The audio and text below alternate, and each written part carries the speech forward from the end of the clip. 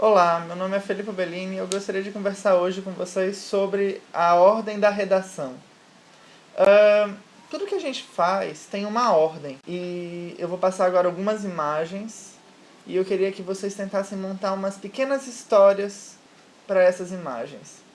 Tentassem prestar atenção na ordem do acontecimento dessas imagens. Pode ser? Vamos lá. Nessa primeira imagem, vocês percebem um moço observando uma placa.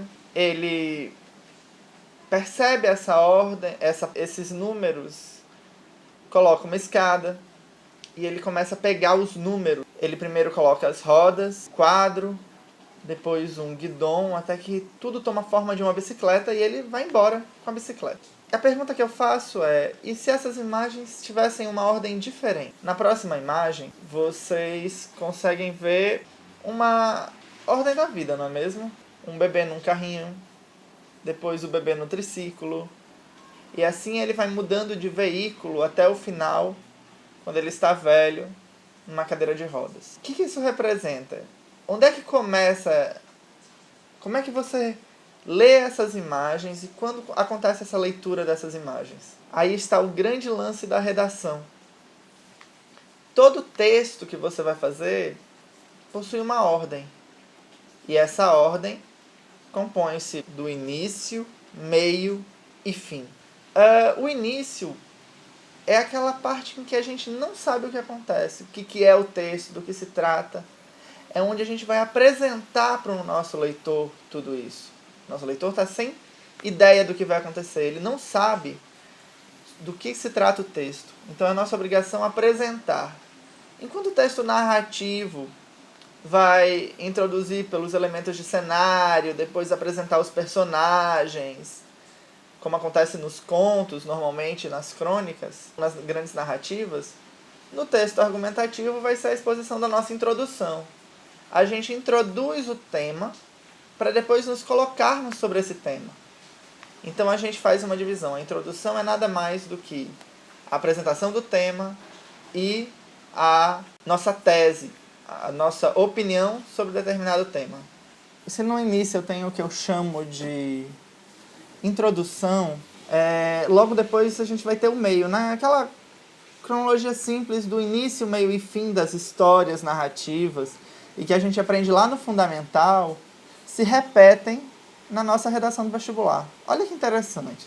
Se o início é a minha introdução, o meio seria o meu desenvolvimento. O desenvolvimento nada mais é do que no texto argumentativo do Enem, no texto argumentativo dos vestibulares seriados que ainda existem por aí, seja ele carta aberta, artigo de opinião, redação do Enem, texto dissertativo argumentativo, tudo isso vai se reter aos nossos argumentos que vão defender aquela tese e os contra-argumentos onde nós rebatemos as hipóteses do nosso leitor, que talvez seja contrário à nossa opinião. O grande esquema dos argumentos é fornecer ideias que façam com que o nosso leitor tenha um link que confirme, um link que faça com que o nosso leitor tenha uma empatia, façam com que o nosso leitor tenha caminhe com as nossas ideias, concorde com as nossas ideias e ao mesmo tempo restrinja as outras opiniões que o nosso leitor possa ter. Comece a combater ideias que sejam contraditórias, que nos coloquem em xeque. E assim eu pretendo explicar melhor o que seriam os argumentos, os tipos de argumentos, os contra-argumentos, as formas de introduzir.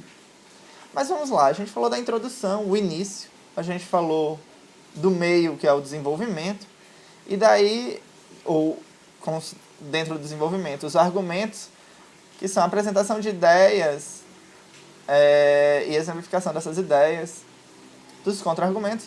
E faltou o quê? O fim, início, meio, fim. O fim nada mais é do que o momento na redação em que a gente esclarece para o leitor, relembra o nosso ponto de vista que a gente colocou lá na introdução, a nossa tese que a gente defendeu até agora, e confirma ele. É muito comum, principalmente depois do Enem, dessa nova redação do Enem, dos 2 últimos anos do Enem, os argumentos morais, no qual eu já dei todo já desenvolvi toda a minha redação, o meu leitor sabe do meu ponto de vista, sabe dos meus argumentos, e ele vai entender, devido a eu colocar uma solução para um problema, nada realmente muito concreto, você não precisa dar uma solução científica, até porque vocês não são cientistas e eles não estão pedindo isso. Mas é o momento em que eu faço o desfecho da minha redação. Eu vou dar um argumento de povo mesmo, de como a nossa sociedade, a nossa organização, ou determinado grupo político para quem eu estou enviando essa carta aberta, o meu público-alvo, o que o meu público-alvo deve fazer para que seja atingido ou concorde, para que seja atingido o nosso objetivo na redação. Então, pessoal, só relembrando, introdução é o ato de você introduzir a sua introdução e conduzir o seu texto. Na introdução, eu apresento o tema que eu vou trabalhar e já me coloco sobre esse tema.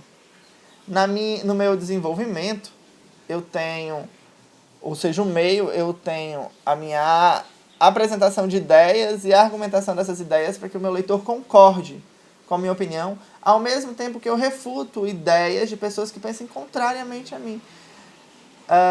E por fim, no final, a conclusão, que a gente chama, tem o objetivo de finalizar tudo, ao mesmo tempo que eu recoloco a minha tese, que eu reafirmo a minha opinião.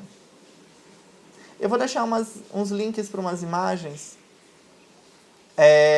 na descrição do YouTube e aqui na passagem do vídeo, e eu queria que vocês pensassem e escrevessem alguma coisa, ou tentassem fazer um raciocínio de início, meio e fim para essas imagens que vão passar agora.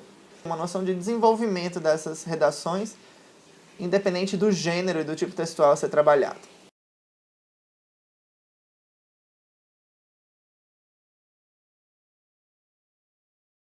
Muito obrigado e até a próxima.